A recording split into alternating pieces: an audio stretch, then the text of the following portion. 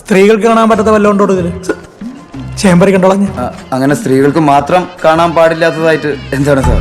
ഓ right സാറിനെ confuse ചെയ്യണം sir. അത് കാണുന്ന ഒരാവശ്യമില്ല. വെറുതെ സാറിന് സമയം പോകും സാർ. പ്ലീസ് സാർ, വേണ്ടത്. Okay okay thank you sir. Thank you sir.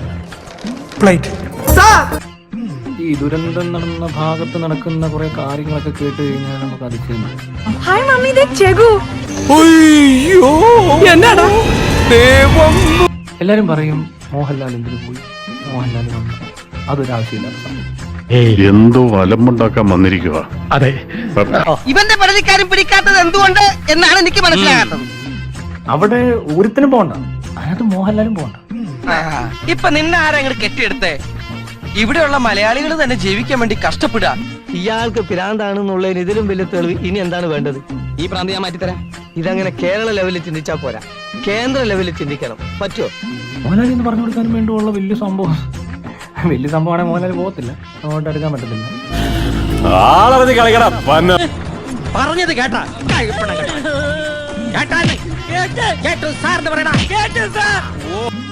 സത്യത്തില് ആരും അങ്ങോട്ട് പോകണ്ട, മന്ത്രിമാരും പോകണ്ട. ഇത് ചുമ്മാ അവിടെ ചെന്ന് വായ മുടച്ച് നിൽക്കാനല്ലേ ഇവര് പോകുന്നേ. നീയാണല്ലോ കോടതി ഓടാമേര്. വെറുതെ അല്ല നിന്റെ കീടനാശിനി എന്ന് വിളിക്കുന്നത്. ഇവൻ ഈ സത്രം മാറ്റിച്ചേ അടങ്ങും. അതുകൊണ്ടാണ് ഞാനെന്ന് പറഞ്ഞ് മോഹൻലാൽ പോയതും ടൈം വേസ്റ്റ്. എല്ലാം ഞാൻ കടിച്ചു പിടിച്ചോണ്ട് നിൽക്കണം. എനിക്ക് ചൊറിഞ്ഞോണ്ട് വരണം, എന്നെ കൊണ്ട് പറയിപ്പിക്കരുത്. അങ്ങനെ ഒരാൾ വേഷം കെട്ടി അവിടെ ചെന്നൊന്നും ചെയ്യാനൊന്നും വേസ്റ്റ് ഓഫ് ടൈം. ഇവനെപ്പോലൊരു മരക്കഴുത. തനിക്കൊരു വിചാരമുണ്ട് ഞാനൊരു മണ്ടനാണെന്ന്. ഈ പാലത്തിന്റെ അടിയിൽ കൂടെ ഒരുപാട് വെള്ളം ഒഴുകിയതാ കേട്ടോ. ചെല്ല്. മിലിറ്ററിയുടെ മാത്രമല്ല മോഹൻലാലിന്റെയും ഈ വാർത്താ ചാനലിൽ ഈ വാർത്ത കണ്ടുകൊണ്ടിരുന്നവരുടെയും അവിടെ കുടുങ്ങിപ്പോയിട്ട് രക്ഷാപ്രവർത്തനത്തിനിടയിൽ ഇനിയിപ്പോ ആ ഒരു 2-3 മണിക്കൂർ കൊണ്ട് മരിച്ചുപോയവരുടെ നഷ്ടം എന്ന് വെച്ചാൽ വട്ടായി പോയെന്ന് തോന്നുന്നു.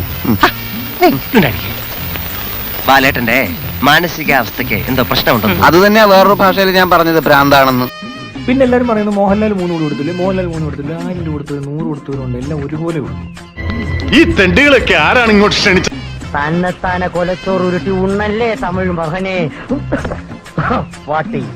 പോസ്റ്ററുകൾ നിരത്തി ഫേസ്ബുക്കിൽ അടിച്ചു വെക്കുക, വാർത്താ മാധ്യമങ്ങളിൽ മോഹൻലാൽ വന്നു, മോഹൻലാൽ തന്നു, മോഹൻലാൽ ദൈവം.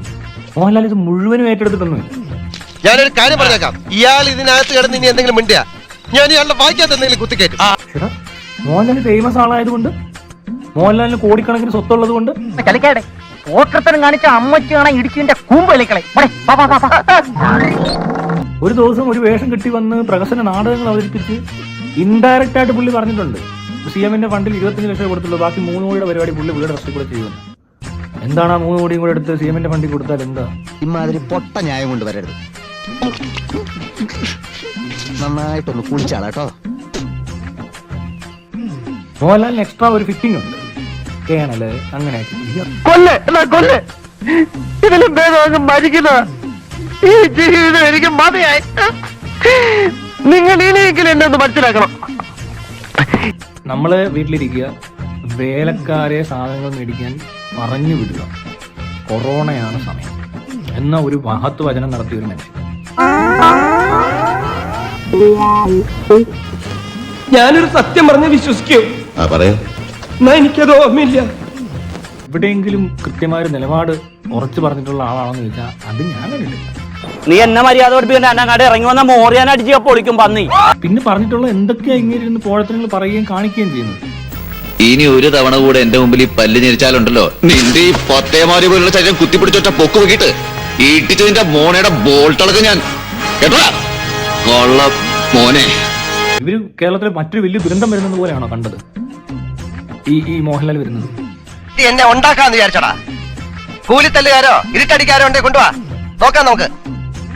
നിന്റെ വായിക്കാത്തുണ്ടോടാ പഴം തള്ളിയിട്ടുണ്ടോ? ഇനി എന്നോട് ബന്ധപ്പെട്ട ആരെങ്കിലും തൊട്ടാ ഈ കൈയുണ്ടല്ലോ അത് ചവിട്ടി ഓടി ഞാനും കേൾക്കും. രക്ഷാപ്രവർത്തനം നടത്തുന്നവര് ഒരു പ്രത്യേക ഏരിയയിൽ തടിച്ചു കൂടുക, അവിടെ നിന്ന് എന്തൊക്കെയോ ഒരാളോട് പറയുന്നു, ചെയ്യുന്നു, അയാൾക്ക് ചുറ്റും കൂടുന്നു. ഈ വരുന്ന സാധനത്തിന്റെ ഫോട്ടോ എടുക്കുന്നു, അതിന് ചുറ്റും നിന്ന് ഫോട്ടോ എടുക്കുമ്പോൾ എനിക്ക് തോന്നിയത് അവരവിടെ വലിയൊരു ദുരന്തം കണ്ടപ്പോൾ അവരെ എന്തോ സാധനം രക്ഷിക്കാൻ വന്ന പോലെ അല്ലേ? പരനാറി, നീ ആരോടാണ് എവിടെ നിന്നാണ് സംസാരിക്കണ പോറ നിനക്ക് വേണം. ഞാനൊരു സിഗ്നൽ കാണിച്ചാൽ കടന്നൽ കൂടെ ഇളകി വരുന്നത് പോലെ ഫാൻസുകാർ വരും.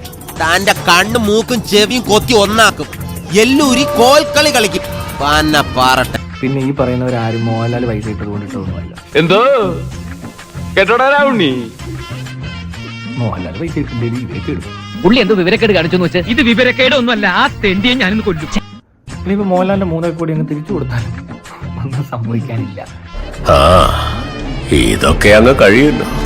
അപ്പോ നമുക്ക് തമ്മിലൊന്ന് കാണണം. തന്നെ അടക്കി ശവപ്പെട്ടിലാക്കി തന്നെ തുറച്ചില്ലെങ്കിൽ എന്റെ പേര്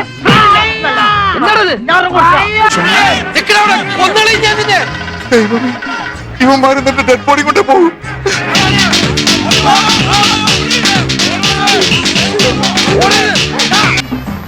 ഇനിയും 1-2 സ്ഥലത്ത് നന്ദി പറയാനുള്ളത് കൊണ്ടാണ് ഞങ്ങൾ ഇങ്ങനെ ധൃതി പിടിച്ച് നടന്നു പോകുന്നത്. സൗകര്യം ഉണ്ടെങ്കിൽ നാളെയും ഞങ്ങൾ വരാം.